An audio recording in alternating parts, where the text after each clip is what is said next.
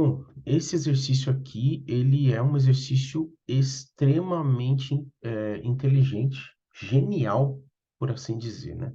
Genial, genial. Se na sua prova, né, fosse aparecer PG e função exponencial, esse aqui seria um exercício muito, muito interessante. Não é o caso, né? A prova, né, que a gente aplica aqui, geralmente é só função exponencial. Então, exercício da Universidade Estadual da Paraíba, né? A gente tem aqui uma função exponencial. A figura temos o gráfico dessa função exponencial aqui, né? O gráfico está feito aqui. É uma sequência infinita de retângulos e uma sequência infinita de retângulos associados ao gráfico. Veja aqui, então, os retângulos aqui, ó. Primeiro retângulo, segundo, terceiro, quarto, quinto e assim sucessivamente. Lembrando que, né, quando a gente começou a explicar o assunto de função exponencial, a gente disse que é, o gráfico da função exponencial ele tem um comportamento assintótico. O que significa isso?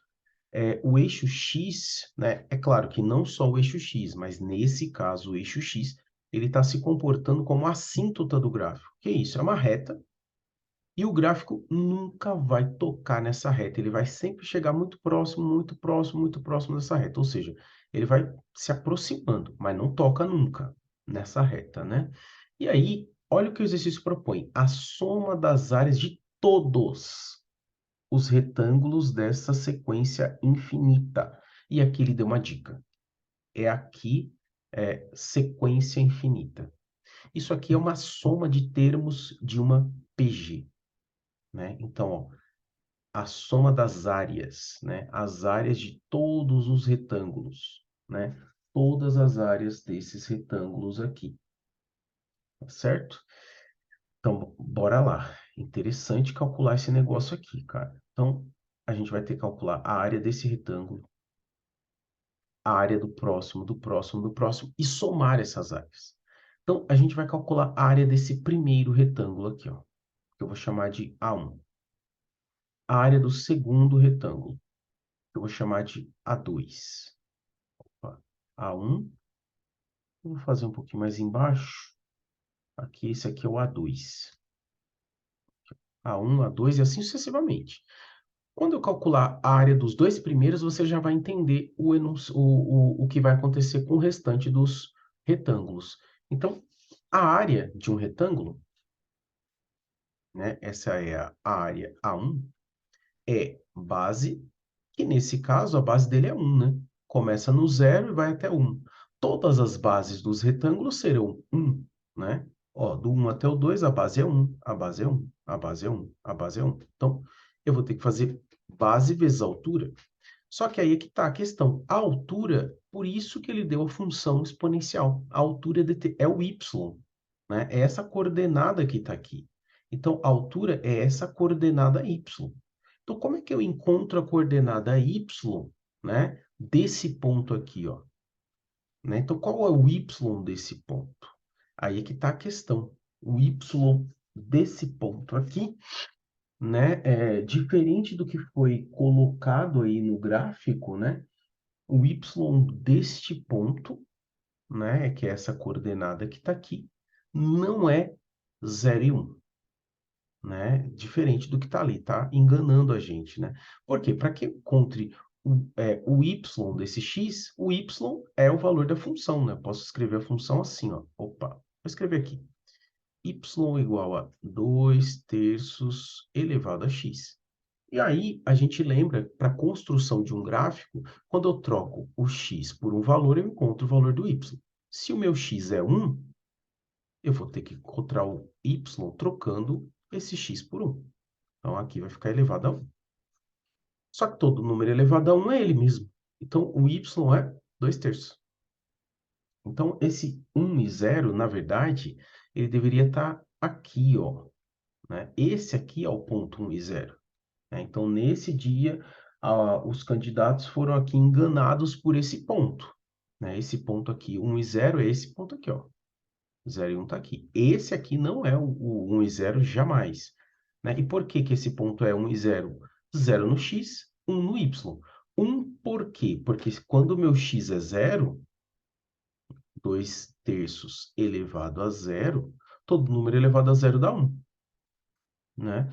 Então, esse ponto aqui corresponde ao número elevado a zero. E toda função exponencial vai obrigatoriamente passar por ali, porque se todo número elevado a zero é 1, ela sempre passa pelo 1. Né? Deixa eu colocar aqui o marca-texto. Então, esse ponto é essa conta aqui, quando a gente troca o x por zero. Agora, esse ponto que está aqui, ó, esse aqui, é o 2 terços, né? Que é um pouquinho menor do que o 1. Por quê? Porque quando eu troco x por 1, eu encontro como resultado o 2 terços. Vou passar o marca-texto também. Então, quando eu troquei o x por 1, eu encontrei como resultado o 2 terços, que é esse cara que está aqui. E esse 2 terços é exatamente a altura do meu retângulo. Então, a altura desse retângulo aqui, ó, é 2 terços. Então, qual que vai ser a área desse retângulo? 2 terços. Então, a área 1 vai ser igual a 2 terços.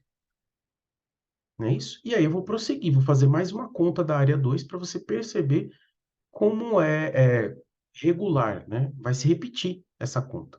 Então, mesma coisa. A área 2 aqui, ó. Então, essa é a área 1. Vou fazer a área 2. A área 2, que é esse próximo retângulo que está aqui, ó, ele vai ser a base vezes a altura. Só que a base dele é 1 também, do 1 até o 2. E a altura é definida pela função, né? Que é esse y que está aqui, ó. Vou fazer de preto. Que é esse y que está aqui, ó. Vou fazer um pontinho aqui.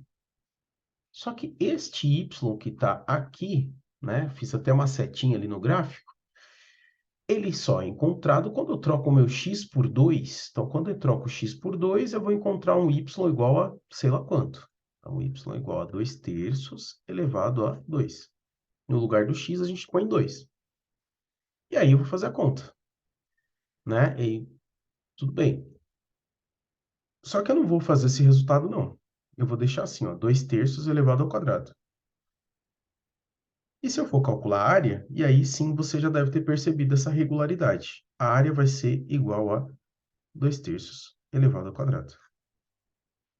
Então, como a base é sempre 1, a próxima área, né, e isso a gente vai fazer aqui do ladinho, a próxima área vai ser a área 3. A área 3, você entende que vai ser com esse x aqui, ó, x elevado à terceira. Vou ter que elevar a terceira, né, porque o x está aqui no expoente. Então, vai ser 2 terços elevado à terceira, porque a base é 1. 1 vezes isso, né, que é a área, né, base vezes altura.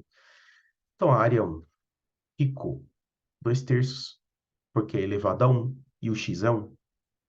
A área 2, 2 terços elevado ao quadrado, porque o x é 2. Eu estou fazendo base vezes altura. A área 3, 2 terços elevado à terceira, e assim sucessivamente. Né? Isso aqui é a área 2, isso aqui é a área 3, e assim eterno, né? Então, esse negócio aqui é a soma dos termos de uma PG, né? E é uma soma de PG infinita, né? É uma soma dos termos de uma PG infinita, né? Dentro dessa PG, eu tenho o meu A1, que vale 2 terços, e eu tenho a minha razão, que é exatamente isso que eu preciso para a minha fórmula da soma de uma PG infinita. A razão dessa PG é 2 terços também. Por quê? Eu estou constantemente multiplicando por 2 terços. Para sair desse termo e chegar nesse, eu multipliquei por 2 terços. Por isso que deu 2 terços ao quadrado. Para sair desse e chegar nesse, eu multipliquei por 2 terços novamente, né? 2 terços ao quadrado vezes 2 terços dá 2 terços ao cubo, e assim sucessivamente. Então, a fórmula da soma de uma PG infinita, ela é sempre A1 sobre 1 menos Q, né? Então, é só somar, né? O A1 é 2 terços, só substituir os valores. E aqui é 1 menos 2 terços. Regrinhas de fração, né? Aqui embaixo a gente multiplica, né? 3 vezes 1 dá 3, mantém o mesmo denominador que é o 3, né? E aqui multiplica, né? 3 vezes 1 dá 3 e tira 1. vai dar 1. Né? Tira 2, né? Então, dá 3 menos 2 dá 1. E aí, a gente copia a primeira, multiplica pelo inverso da segunda, né? Que dá 3 sobre 1. Cancela aqui. Então, o resultado desta soma toda dá 2, né? Interessante. Então, alternativa D. Então, toda a soma de todos esses retângulozinhos aqui vai dar 2, tá certo? É isso aí. Esse exercício extremamente inteligente, beleza? E difícil. Ele é o mais difícil que a gente fez aí de função exponencial relacionada a gráfico. Tá certo? Agora a gente vai começar com os últimos exercícios aí, né, de inequação e zerar esse módulo, tá certo? Bora lá.